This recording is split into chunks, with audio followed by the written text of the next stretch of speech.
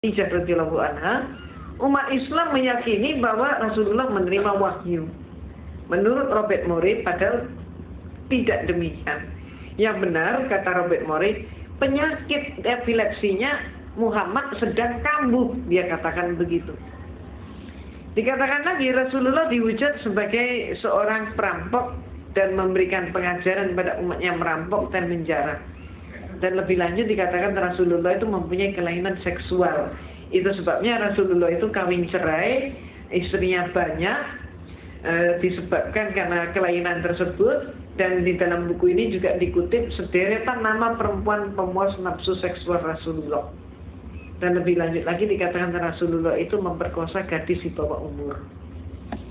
Lebih lanjut lagi dikatakan agama Islam adalah agama biadab dan agama yang barbar. Dan umat Islam adalah umat biadab dan barbar.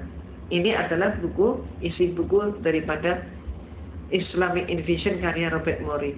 Buku ini menyebabkan saya merasa berkewajiban untuk menjawab. Sebab buku ini kalau tidak dihentikan akan memakan korban yang cukup banyak. Umat Islam yang tidak paham tentang Islam akan dimurtadkan dan juga akan terjadi kesalahpahaman yang jauh lebih dalam. Itu sebabnya maka saya menulis sebuah buku yang berjudul Islam Dihujat. Ini untuk menjawab bukunya Robert Morey dengan judul tadi. Dan buku ini usianya baru meluncur 10 hari. Ini sangat manfaat dan memang buku ini sangat ditunggu-tunggu oleh MUI maupun juga Departemen Agama dan seluruh tokoh-tokoh kita. Buku ini insya Allah akan sangat bermanfaat. Banyak sekali tuduhan Robert Morey yang kita umat Islam tidak pernah berpikir bahwa akan ada tuduhan seperti itu.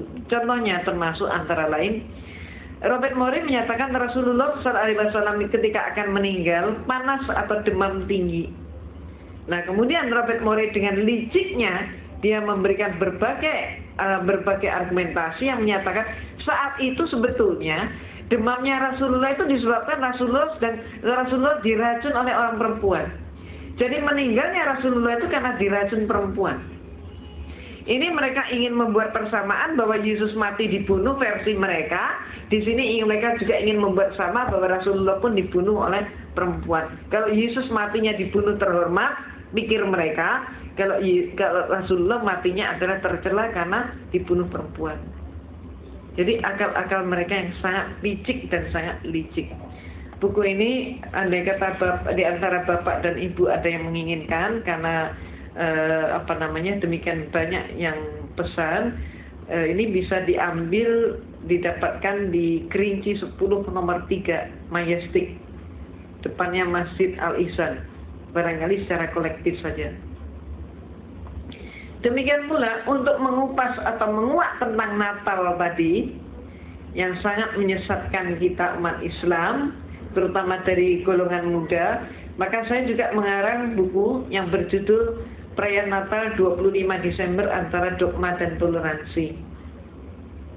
Buku ini sangat manfaat dan alhamdulillah kebesaran Allah, keagungan Allah semata. Buku ini alhamdulillah sudah cukup banyak menghantar orang Kristen menjadi Islam. Mereka setelah baca buku ini mereka menjadi sangat ragu, terguncang. Maka kemudian bertanya-tanya agama yang hak itu yang mana. Akhirnya mereka pun mengucapkan 2 kalimat syahadat. Saya sangat menganjurkan ibu dan bapak buku ini ganti cetaknya hanya 7.500. Jadi berdakwah hanya dengan modal 7.500 rupiah. Jadi insya Allah sesekali barangkali jatahnya bakso di luar Ramadan digantikan dengan ini. Ini akan sangat manfaat. Silakan juga dihadiahkan kepada mereka-mereka yang sangat membutuhkan. Ini merupakan cara dakwah kita. Ibu dan bapak yang dirahmati oleh Allah. Pemurtadan dan kristenisasi di Indonesia berjalan dengan sangat marak. Karena itu sudah merupakan program dunia dan itu bisa dilihat antara lain di majalah Times yang terbit Juni 2003. Times yang ini di Indonesia hanya beredar beberapa hari dan setelah itu hilang dari peredaran. Kenapa? Karena Times yang ini mengungkap tentang program kristenisasi dunia.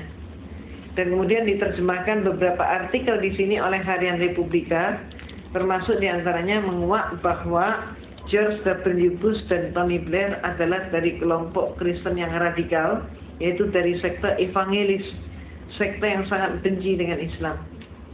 Dan kemudian juga dimuat tentang peta kristenisasi dunia, di mana Indonesia, tanah air kita, sudah masuk dalam peta itu dengan warna yang sama dengan negara Filipina, yang negara Filipina adalah negara Katolik. Indonesia warnanya sama dengan Filipina.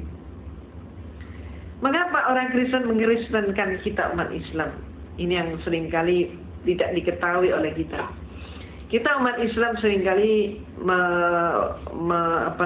beranggapan bahwa orang lain sama dengan kita. Kita seringkali juga mengukur orang lain dengan ukuran diri kita. Kalau kita senang makan sate, kita anggap semua orang juga senang makan sate. Padahal tidak demikian. Kita mempunyai kitab suci Al-Quran yang hak.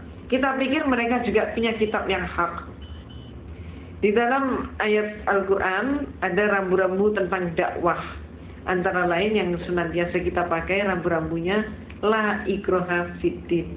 Tidak ada paksaan dalam beragama Islam. Itu rambu-rambu dakwah kita.